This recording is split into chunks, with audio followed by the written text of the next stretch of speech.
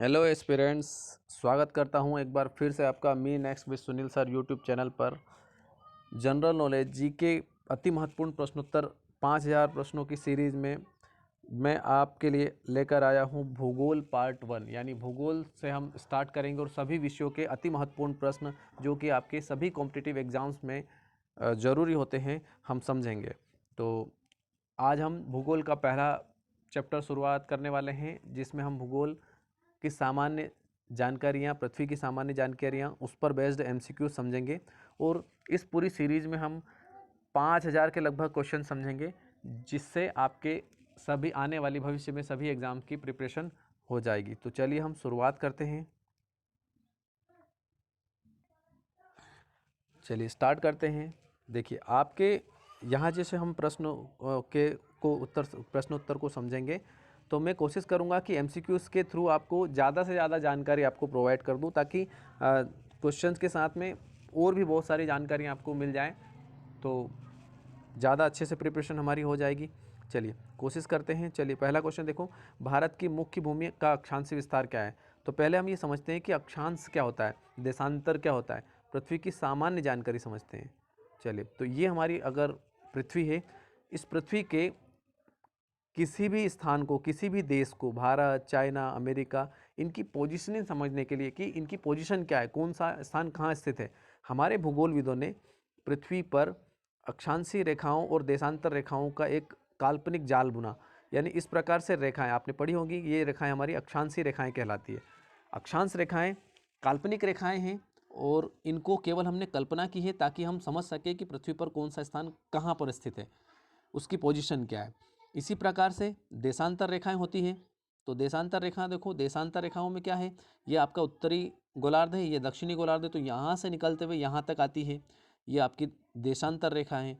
और इस प्रकार से पूरी पृथ्वी पर देशांतर रेखाओं का जाल हमने कल्पना किया है, ठीक है, तो माना है। तो इस प्रकार से अक्षांश और देशांतर रेखाओं के द्वारा हम पृथ्वी पर किसी भी स्थान की पोजीशन समझ सकते हैं कि वो कहाँ से कहाँ तक उस स्थित है और उसमें उसकी वर्तमान पोजीशन क्या है। इसमें हम ये समझते हैं कि जो हमारी पृथ्वी है, इसमें अक्षांश रेखा कौन सी महत्वपूर्ण है। तो सबसे पहले तो एक आपकी जो भूमध्य रेखा होती है, विषुवत रेखा, या इसको हम इंग्लिश में इक्वेटर भी बोलते हैं, जो कि पृथ्वी को दो भागों में बांटता है, इक्वेटर, ठीक है। तो ये आपकी भूमध्य रेखा कहलाती है। अब ये जो भूमध्य रेखा के ऊपर वाला हिस्सा है ये पूरा पृथ्वी का, इसको हम बोलते हैं उत्तरी गोलार्ध, और नीचे वाले को हम बोलते हैं दक्षिणी गोलार्ध। ये हमारा उत्तरी ध्रुव है, ये हमारा दक्षिणी ध्रुव है। जनरल इतनी तो जानकारी हमें होनी चाहिए। दूसरा एक और आपकी है कर्क रेखा, जो कि भारत से भी होकर गुजरती है। तो यहाँ से एक महत्वपूर्ण प्रश्न बनता है कि कर्क रेखा भारत के कितने प्रदेशों से होकर गुजरती है। तो कर्क रेखा भारत के 8 राज्यों से, 8 प्रदेशों से होकर गुजरती है, वो हम समझेंगे भी, मैं आपको एक बार याद करवा दूंगा। उसके बाद ये हमारी एक और रेखा होती है, अक्षांश रेखा होती है, इसको हम बोलते हैं मकर रेखा। तो तीनों महत्वपूर्ण रेखाएं होती हैं। अब इस पर बेस्ड क्वेश्चन किस प्रकार से आते हैं, तो पहले सामान्य जानकारी में आप इतना याद रखो कि पृथ्वी का भूभाग, अधिकतर भूभाग उत्तरी गोलार्ध में स्थित है। कुछ कुछ ही भाग ऐसा है पृथ्वी का जो कि दक्षिणी गोलार्ध में। जैसे हम थोड़ी देर के लिए समझते हैं, ये हमारी जो भूमध्य रेखा है, ये भूमध्य रेखा लगभग अफ्रीका को बीचों बीच से काटती है। अफ्रीका महाद्वीप हमारा बीचों बीच से, इसके बीच से गुजरती है भूमध्य रेखा। और जो ऑस्ट्रेलिया हमारा, ऑस्ट्रेलिया भूमध्य रेखा में नीचे वाले यानी दक्षिणी गोलार्ध में स्थित है। कहाँ स्थित है ऑस्ट्रेलिया? दक्षिणी। और जो हमारा भारत है यानी एशिया पूरा, वो एशिया कहाँ है? उत्तरी गोलार्ध में। एशिया में भी जो हमारा इंडोनेशिया है वो यहाँ पर स्थित है। तो कुल मिला के भारत उत्तरी गोलार्ध में स्थित है, इतना हम समझ चुके हैं। इसके बाद हम देखते हैं देशांतर रेखाओं के बारे में कि देशांतर रेखाएं क्या होती है। देखिए, देशांतर रेखा उत्तरी गोलार्ध से एक शुरुआत हम माने कि 0 डिग्री देशांतर क्या होती है। तो ये मान लीजिए कि आपका एक स्थान है ग्रीनविच, ब्रिटेन में एक ग्रीनविच जगह है, वहाँ से गुजरने वाली जो रेखा होती है उसको हमने 0 डिग्री देशांतर रेखा मान ली। और उसको मानने के बाद हमने ये एक नियम है कि इस तरफ का जो भाग है ये पूर्वी या पूर्व कहलाता है, और 0 डिग्री देशांतर के इस तरफ वाला भाग जो है वो पश्चिमी कहलाता है। तो इस प्रकार से पश्चिम और पूर्व 0 डिग्री देशांतर तो बहुत सारी है, ठीक है। तो इन देशांतर रेखाओं में इस तरफ जो भाग स्थित है उसको पूर्वी देशांतर रेखाएं कहते हैं और इस तरफ वाले भाग को पश्चिमी देशांतर कहते हैं। अब किसी भी स्थान की पोजीशन बताने के लिए उसका पूर्वी विस्तार और उसका उत्तर दक्षिण विस्तार, पूर्व पश्चिम और उत्तर दक्षिण विस्तार से हम उसकी पोजीशन समझ सकते हैं। तो यहाँ हमारा प्रश्न है कि भारत की मुख्य भूमि का देश अक्षांशीय विस्तार क्या है। तो देखो मैं थोड़ा एक समझाने की कोशिश करता हूँ। ये हमारी भूमध्य रेखा है और मैं भारत का एक सिंपल सा बिल्कुल मैप बनाने की कोशिश करता हूँ। ठीक है, मान लीजिए इंडिया है। अब देखो हमें ये समझना है कि भारत अक्षांशीय विस्तार की बात है तो क्या कोई तो रेखा होगी जो भारत के यहाँ से यहाँ होकर गुजरती है, जो भारत के गुजरात, इस तरफ गुजरात और इस तरफ हमारे मणिपुर नागालैंड को क्रॉस करती हैं। तो इस प्रकार से हमने भारत का अक्षांशीय विस्तार समझना है। तो यहाँ से लेकर वैसे भारत का इस तरफ जो पूर्वी बिंदु है वो यहाँ से हमें पता चलेगा। तो यहाँ से यहाँ तक, अब देखिए इसको हम समझते हैं डिग्री से। तो पहले तो आप ये समझो कि भारत उत्तरी गोलार्ध में स्थित है। ये कौन सा है? उत्तरी गोलार्ध। दूसरी बात हम ये समझेंगे कि भारत का जो अक्षांश, ये वाला जो अक्षांश है ये कौन सा है? पूर्वी अक्षांश, उत्तरी अक्षांश है, क्योंकि यहाँ ये जो अक्षांश हो गया दक्षिण कहलाएगा। तो हम ये समझ चुके हैं कि भारत उत्तरी गोलार्ध में स्थित है और अक्षांश भी उसका उत्तरी है। तो हमें उत्तरी, यहाँ उत्तर डिग्री की ज़रूरत है बस। तो यहाँ 8.4 डिग्री उत्तर यहाँ से भारत शुरू होता है तो यहाँ ख़त्म होता है। देखो एक बार फिर से समझते हैं। यहाँ से 8 डिग्री 4 मिनट उत्तर से यहाँ तक 37 डिग्री 6 मिनट उत्तर के बीच में भारत स्थित है। तो इस प्रकार से हमारे इस प्रश्न का उत्तर बनेगा भारत की मुख्य भूमि का अक्षांश तो 8 डिग्री, या इसको हम 8-4 बोल देते हैं शॉर्ट में, 8-4 से 37-6 उत्तर। ये ध्यान रखना, देखो नहीं तो 8-4 8-4 37-6 8-4 37-6 तो सब में है। तो हम यहाँ से ये उत्तर और उत्तर, ये उत्तर उत्तर क्यों, मैंने आपको समझा दिया कि भारत उत्तरी गोलार्ध में स्थित है और जो अक्षांशीय विस्तार है वो उत्तर से उत्तर में ही हम देख सकते हैं। इस प्रकार से हमारे पहले प्रश्न का उत्तर हो गया ए। दूसरा देखिए, भारत का देशांतर विस्तार क्या है। अब देखिए अभी हमने समझा है भारत का देशांतर। तो अब मैं थोड़ा सा पृथ्वी को शॉर्ट में बना देता हूँ, अभी जो हमने समझा है उसी को फिर से समझते, देखो है ना। देशांतर, तो हमारा जो भारत है, ठीक है। अब देशांतर, तो देशांतर मतलब ये जो रेखाएं ये देशांतर रेखाएं, यानी अब अगर हम भारत की पोजीशन समझने की कोशिश करते, ये जो आपका देशांतर रेखाएं खींची गई ये वाली, तो यहाँ से यहाँ तक कितने डिग्री है। पहले तो आप ये देखिए कि ये जो देशांतर रेखा, इस तरफ वाली देशांतर रेखा, इसको हम क्या बोलते हैं? पूर्वी देशांतर, क्योंकि ये जो ग्रीनविच है 0 डिग्री, यहाँ की इस तरफ वाली पूर्वी कहलाती है, उसके इस तरफ वाली पश्चिमी कहलाती है। तो इतनी बात तो समझ में आ गई कि भारत पूर्वी देशांतर के अंतर्गत आता है। और ये पूर्वी देशांतर में यहाँ से यहाँ तक कितने डिग्री है, तो अगर ये हमें याद करना ही पड़ेगा, ठीक है। तो इसको हम देखते हैं, ये हमारा है, इतनी बात तो हमें समझ में आ गई कि पूर्व में होगा, ठीक है। तो देखिए ये इसमें हम आंसर बनाएंगे 68 से 97 25, 68 से 97 25 ईस्ट ईस्ट। देखो यहाँ 68 भी दिया है, उसके बाद में 65 भी दिया है, 67 भी दिया है। तो हमारा इस प्रश्न का उत्तर होगा ए, ठीक है। तो ये आप याद रखोगे, बहुत इंपॉर्टेंट फैक्ट है कि भारत का देशांतर विस्तार क्या है, 68 डिग्री 7 मिनट से 97 डिग्री 25 ईस्ट। ये यहाँ महत्वपूर्ण ध्यान रखना, ईस्ट, क्योंकि यही सब कुछ है। आप देशांतर देखोगे तो ईस्ट में आता है। उम्मीद करता हूँ आपको समझ में आ रहा होगा। चलिए अगला प्रश्न देखिए। अगला प्रश्न है, भारत के किस राज्य में भारत में कर्क रेखा यानी ट्रॉपिक ऑफ कैंसर, अभी हमने समझा है आपको कर्क रेखा अति समीपस्थ कोई शहर है। तो पहले तो आप ये समझो कि भारत में कर्क रेखा मध्य प्रदेश से होकर गुजरती है।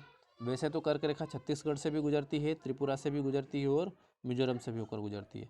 तो अति समीपस्थ कोई सा शहर है, तो ये मध्य प्रदेश का, यानी आपने अगर मध्य प्रदेश में भी समझा होगा तो सांची के करीब, सांची के पास से कर्क रेखा गुजरती है। तो यहाँ इस प्रश्न का उत्तर होगा आपका मध्य प्रदेश। चलिए अगला प्रश्न देखते हैं।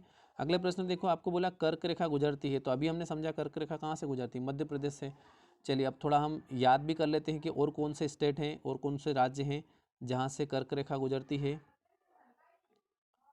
देखिए सबसे पहले तो मध्य प्रदेश है, यहाँ से हम स्टार्ट करते हैं, गुजरात से गुजरती है गुजरात के बाद आपका आ जाता है राजस्थान, वहाँ से गुजरती है। उसके बाद आ जाता है मध्य प्रदेश, मध्य प्रदेश से गुजरती है। उसके बाद आ जाता है छत्तीसगढ़, छत्तीसगढ़ से होकर गुजरती है। छत्तीसगढ़ के बाद आ जाता है झारखंड, वहाँ से गुजरती है। झारखंड के बाद यहाँ आ जाता है पश्चिम बंगाल, पश्चिम बंगाल के बाद आपके त्रिपुरा और मिजोरम। तो कितने स्टेट हो गए यहाँ से? गुजरात, राजस्थान, मध्य प्रदेश, छत्तीसगढ़, छत्तीसगढ़ के बाद आपका एक स्टेट हो गया झारखंड, झारखंड के बाद हो गया पश्चिम बंगाल, पश्चिम बंगाल के बाद में हो गया आपका एक और त्रिपुरा और मिजोरम। तो इस प्रकार से 8 राज्य है जिनसे कर्क रेखा होकर गुजरती है। उम्मीद करता हूँ आपको ये 8 राज्य याद हो गए होंगे। चलिए आगे बढ़ते हैं। इसके बाद देखो, भारत का सुदूर पश्चिम बिंदु कौन सा है? ये आपका अगला प्रश्न क्या है? भारत का पश्चिम बिंदु यानी भारत का सबसे पश्चिम में कौन सा बिंदु है? तो अभी देखो, ये हो गया आपका पूर्व, ये हो गया आपका पश्चिम। यानी अभी थोड़ी देर पहले हमने याद किया था, पहले तो डिग्री आप याद करो। तो इतना तो आपको पता है 68 7 था, तो देखो चारों में 68 7 है, 68 डिग्री और 7 मिनट। इसके बाद अब ये पश्चिम बोलेंगे कि पूर्व बोलेंगे? तो यहाँ देखो, कहने का तो ये पश्चिम है, लेकिन मैंने आपको समझाया था कि अगर अर्थ में देखेंगे ना पूरी पृथ्वी में, तो पृथ्वी में भारत कहाँ स्थित है देशांतर के हिसाब से? पूर्व में, पूर्वी देशांतर। तो यहाँ से 68 7 पूर्व गुजरात, ये इस प्रश्न का उत्तर होगा। ठीक है, उम्मीद करता हूँ आपको समझ में आ रहा होगा। चलिए अगले प्रश्न पर चलते हैं। चलिए अगला प्रश्न देखते हैं। अगला है भारत का दूरस्थ यानी सुदूरस्थ दक्षिण बिंदु यानी साउदर्न मोस्ट पॉइंट, यानी सब मान लीजिए इंडिया है। ठीक है, तो इसमें भारत का दक्षिण बिंदु कौन सा है यहाँ सबसे दूर? तो अब देखो, जनरली हम क्या सुनते हैं कि भारत कश्मीर से कन्याकुमारी तक है, कश्मीर से कन्याकुमारी तक। तो हम सोच लेते हैं सामान्यतः, जब हमें ज़्यादा जानकारी नहीं होती अच्छे से, कि सबसे इस तरफ बिंदु जो है वो दक्षिणतम बिंदु है कन्याकुमारी। लेकिन नहीं, इस प्रश्न का उत्तर होगा ग्रेट निकोबार द्वीप पर स्थित इंदिरा पॉइंट। यानी देखो, ये हमारा अंडमान निकोबार द्वीप समूह है, इसमें एक पॉइंट ऐसा है जो इस कन्याकुमारी से भी ज़्यादा दक्षिण में, और वो कौन सा है? इंदिरा पॉइंट। तो इस प्रकार से हमारे इस प्रश्न का उत्तर क्या होगा? सी, इंदिरा पॉइंट। तो भारत का दक्षिणतम बिंदु कौन सा है? इंदिरा पॉइंट। उम्मीद करता हूँ ये आपको समझ में आ रहा होगा। चलिए अब अगला प्रश्न भी देख लेते हैं। भारत का सुदूर दक्षिण में इंदिरा पॉइंट निम्नलिखित में से कहाँ स्थित है?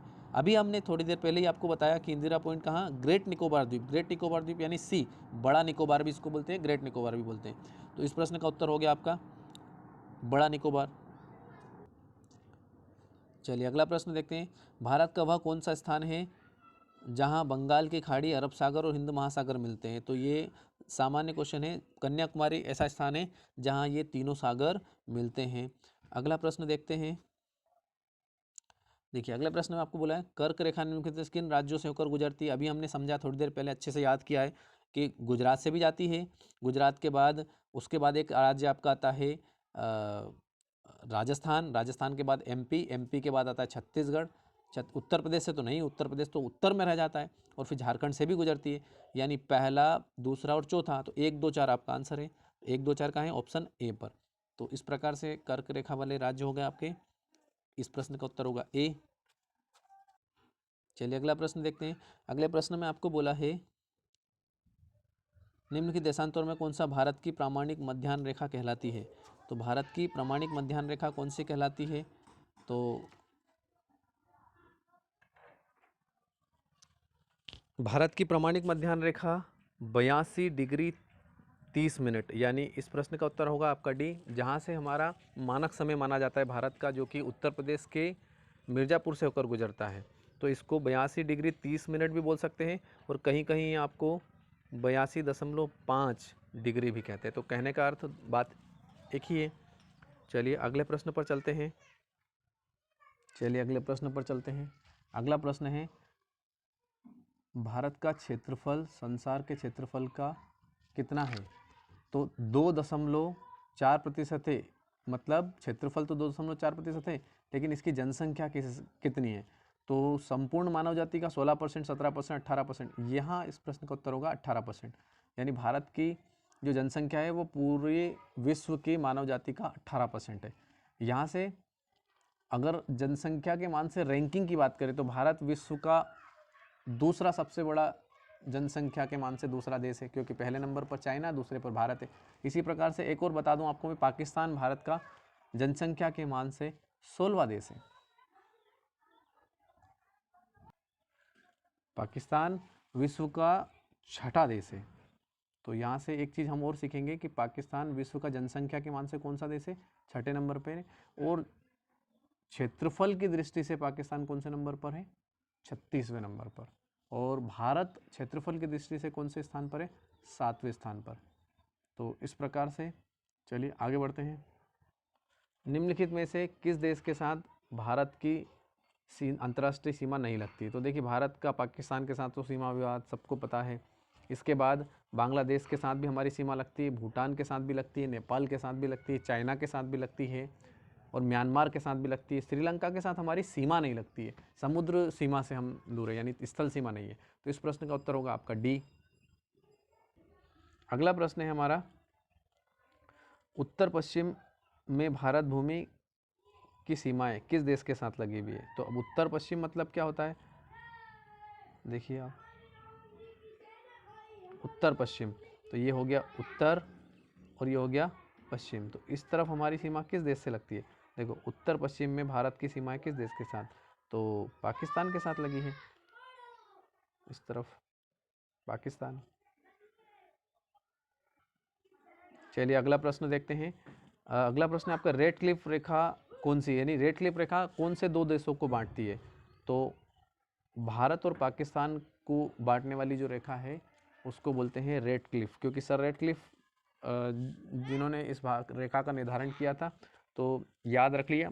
और देखो, थोड़ा सा कंफ्यूजिंग होता है, क्योंकि सभी देशों की जब रेखाएं, अंतर्राष्ट्रीय सीमा रेखाएं जब हम देखते हैं तो कन्फ्यूजन होता है। तो देखो, हमेशा भारत में रेड अलर्ट होता है, किस देश के साथ, पाकिस्तान के साथ। इस तरीके से आप याद रखिए, रेड क्लिफ किस देश के साथ भारत की सीमा को निर्धारित करता है, पाकिस्तान के साथ। इसी प्रकार से देखो, अगला प्रश्न है मैकमोहन रेखा। तो मैकमोहन रेखा भारत के किस देश के साथ अंतर्राष्ट्रीय सीमा साझा करता है? तो ये है आपकी चीन के साथ। तो देखो, इसको हम याद करने की कोशिश करते हैं कि जो चीन है वो हमेशा मोह, मतलब इसी मोह में रहता है कि कब वो भारत की ज़मीन हड़प ले। तो इसको थोड़ा ऐसे, चीन हमेशा मोह में रहता है कि कब उसे भारत की ज़मीन मिले, है ना। तो इस प्रकार से हम इसको मैकमोहन से याद रखेंगे। भारत चीन रेखा जो है वो मैकमोहन रेखा कहलाती है।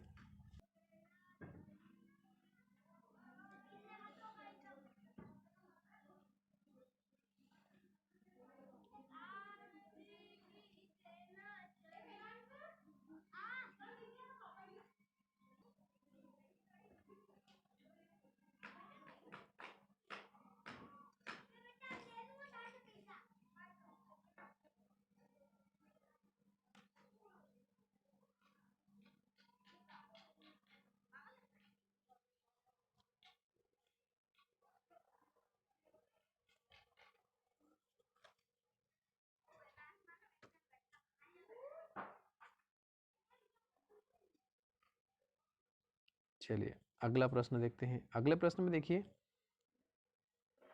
उस पड़ोसी राष्ट्र की पहचान करें जिसके साथ भारत अपनी लंबी सीमा साझा करता है।